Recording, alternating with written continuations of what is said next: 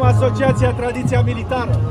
De obicei ne vedeți la parada militară de la Arcul de Triunf de 1 decembrie, în uniforme din primul război mondial. Acum suntem aici în fața dumneavoastră în uniformele marinei debarcate române din primul război mondial. Și o să facem o mică demonstrație de reconstituire istorico-militară. Atențiune! Pentru onor înainte prezentați! Bună ziua! Să trăiți! La picior! Hai!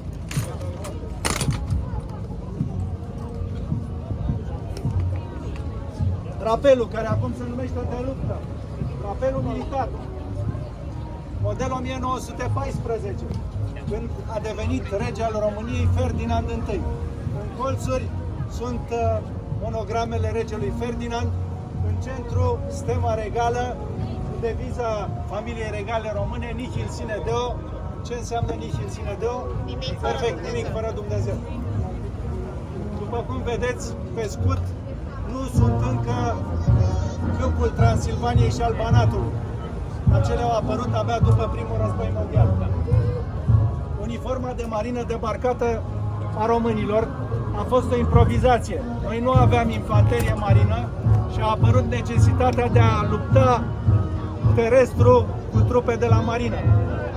Așa că marinarii purtau salopeta de corvoadă. Deci ce vedeți bej așa, era salopeta de corvoadă pe care o utilizau când frecau puntea și alte corvezi. Aceasta au purtat-o în luptele terestre. În rest, gulerul, acel guler albastru cu cele 3 dungi albe, nu înseamnă că e făcut de Adidas. Cele 3 dungi albe semnifică cele 3 victorii ale amiralului Nelson. Toate marina tuturor țărilor care au 3 linii pe guler, la asta se referă. Purtau jambiere. Aici vedeți, acestea erau jambierele care inițial fuseseră făcute pentru trupele de cicliști. Erau prea puține pentru marina debarcată, ceilalți purtau ciorapi lungi tricotați. Acum vezi, așa, ce mai era important, pe panglică, de obicei, e înscris numele navei de care aparține marinarul respectiv. La marina debarcată scria Forța Navală Maritimă. În al doilea război mondial scria Marina Regală. În primul război mondial, Forța Navală Maritimă. Acum câteva mânuiri de armă după regulamentul din primul război mondial. Atențiune! La umăr! Arm! Pentru onor înainte! Arm! La umăr! Arm! În companiere! Arm! La umăr! Arm!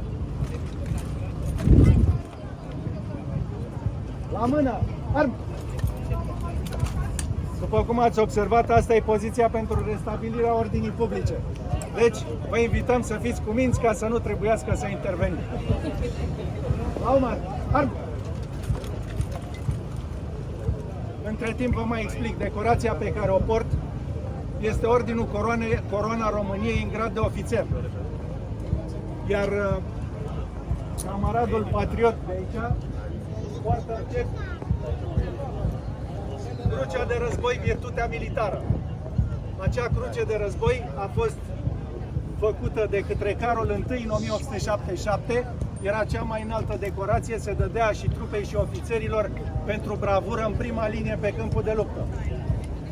Această decorație există și în ziua de astăzi în armata română și are forma Ordinului Casei Domnitoare de Hohenzollern.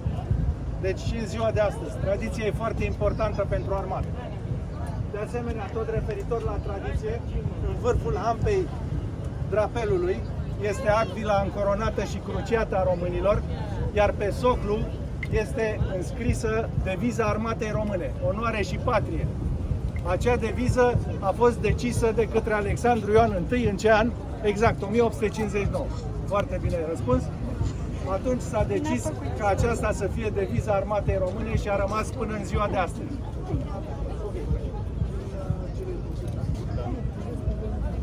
Atențiune! Cu brațul stâng. Arm!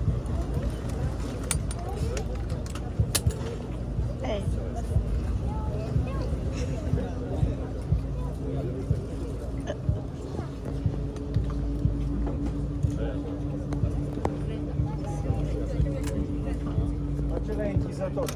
Mai bine și-l bagă el decât să...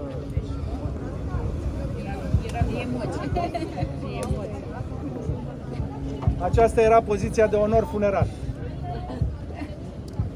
La mormântarea regelui Carol I, în anul exact 1914, toată armata română a dat onorul cortegiului funerar în această poziție. Această poziție era inspirată din regulamentele din secolul XIX, când armele erau cu încărcare pe la gura țevii și cu mecanism exterior, cu cremene sau cu capsă. Se lua la comanda de ploaie, pentru că atunci când ploua, arma trebuia ținută astfel, așa încât să rămână funcțională, ca să nu se ude mecanismul și interiorul țevii.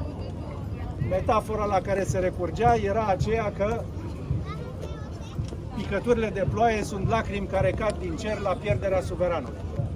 Atențiune! Omar! Arm!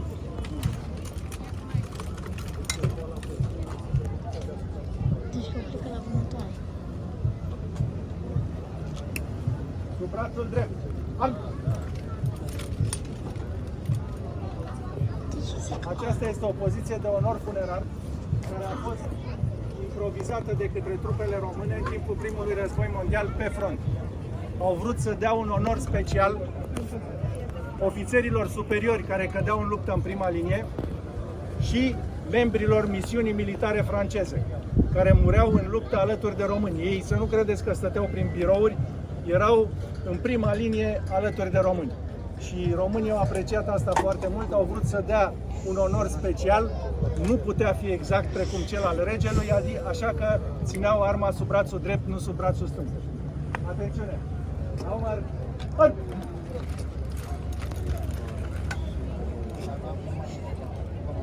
După cum vedeți, acesta era semnul de armă pentru infanteria marină sau marina debarcată, iar gradele erau trecute pe același ecuson.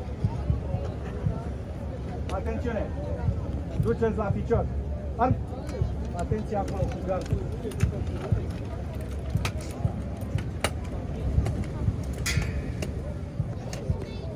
Acela era gongul, nu e un accident. Așa trebuie să fie un semnal. Amore, comandare, înaintați puțin. Mai pot? Haideți!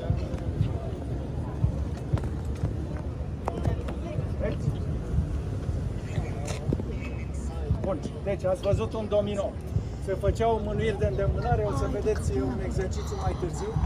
Ceea ce se numește drill acum, nu se făcea în public, pentru că deviza armatei e grăbește-te și așteaptă. În partea cu așteaptă frecau arma, ca să zic așa, și făceau mânuiri improvizate care arătau bine. Așa era și... Nu mai am mult. O să-mi primesc material. Atențiune, pe umărul drept. Arm! Aceasta este o poziție care era din regulamentul din timpul războiului de independență, care a început în anul exact 1877. Foarte bine. Deci,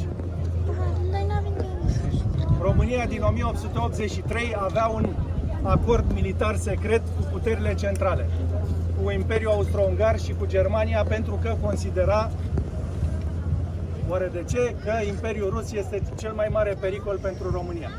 Și acel acord militar secret era pentru apărare reciprocă și pentru livrarea de armament către România. Deci tot materialul militar românesc era din Austro-Ungaria, mă rog, din Austria, armele erau austriece, mânuirile erau asemănătoare cu ale austriecilor și ne-am trezit când le-am declarat lor război cu mari carențe de echipament. Și atunci a trebuit să se recurgă la unele mânuiri anterioare, fără curea, pentru că toate mânuirile austriece erau pe curea. Nu aveam curele la arme, o să vedeți fotografiile paradei, la eliberarea Oradei în 1919, pe 20 aprilie, armata defilează în această poziție. La picior. Hai. Dar mă vreau să-ți văd. Atențiune, detașamentul pentru scrima cu arma. Sus arma, un pas înainte. Marș! Mai putea picioare.